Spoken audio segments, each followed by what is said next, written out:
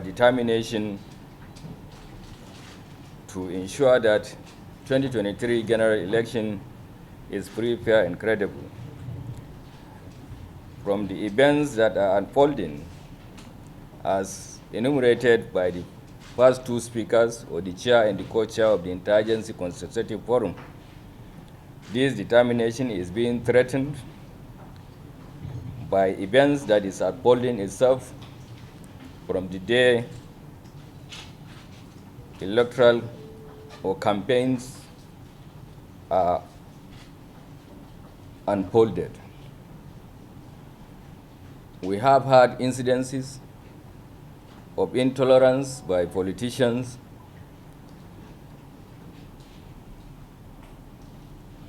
within the various ranks of the politicians. We have incidents of thuggery. We have incidents of rallies, campaigns, and processions being disturbed violently, and so forth. We have witnessed sabotage to the general election by destroying and attacking INEC offices, personnel, and so forth. It is our determination to ensure that these things are put to rest very quickly to enable us forge ahead and conduct these general elections. It is my wish and desire that the security agents that are here, election security is to be monitored collectively by all of us, and therefore we need to even extend our synergy, collaboration, and cooperation to these extended even to the campaign periods. We don't need to wait until it is voting days for us to come out together and police the polling stations, polling booths, and so forth. From what we have observed, even the rallies and the campaigns are marked by various types of violence and intolerance. It is my hope that very quickly we will come under one umbrella, as we are planning to call for a meeting of all the security agencies to see how we can collaborate and ensure that rallies and processions and campaigns are not disturbed the way it is being. It is also my wish and prayer that with the incidences so far, arrests have been made, investigations have been conducted, and some suspects have been charged to court. My prayer is for quick dispensation of justice so that it will serve as deterrent, and it will also reduce the cases of impunity. If there are punishments, I think it will go down on members of the public, those who might be used by politicians or those who might just decide to see that the process does not succeed, are cautioned or are put in a state of recognizing that for whatever they have done, there must be punishment for it. Punishment and reward are necessary tools in any environment. It is our hope and prayer that now that we don't have the tribunal to prosecute electoral offenses, we are urging on the courts that we have taken our cases now and our prosecutors to hasten up so that punishment should be awarded to those who we have found guilty or those who we have established that they have a case to answer. As for what had happened to the INEC office, I have directed all commissioners of police through their DPOs to ensure that all INEC offices, the protection of all INEC offices is upscaled, because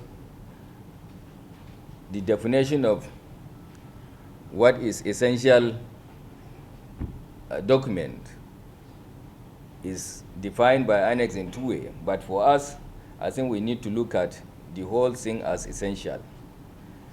The quantum of properties that were burned or by arsonists in Abeokuta must have that level of effect to ensure that security must have been upscaled in that place earlier than now. From my sources of information, that place was not properly protected, and therefore the arsonists have easy access or not quite difficult for them to bring down the efforts of the security agents that were there and gain entrance and set that place ablaze.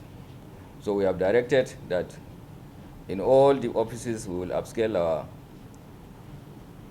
security presence, and I'm appealing to other security agents that we may require their also assistance in coming to collaborate and synergize with us in protecting all INEC offices and any other critical infrastructure. Our collaboration should not start on the day of election. That I repeat again. Particularly when these presidential campaigns are moving from one state to another, I think the security agencies in that state should organize themselves and prepare for proper security coverage of the movements of the presidential aspirants. As for the local campaigns, you might take care of it by maybe deploying those who the civil defense and the Nigeria police might take care of that. But for presidential campaigns, I think we should, and the gubernatorial campaigns, we should come out in number to do what we can be able to do to protect any occurrence of such nature. Even including the military, we still have this issue of having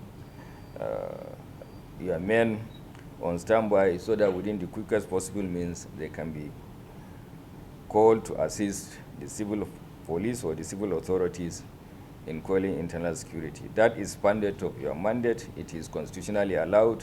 It is not a matter of being involved in policing democracy or policing politics.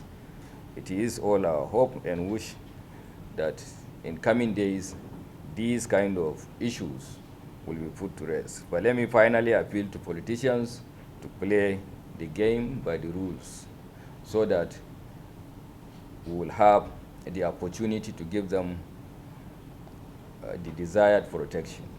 Where you have not told us where you are going, when you will do the rally and so forth, we may not be able to do. That is why we said we need to regulate processions, campaigns, and rallies. This might avoid clashes, it might avoid some other unforeseen circumstances.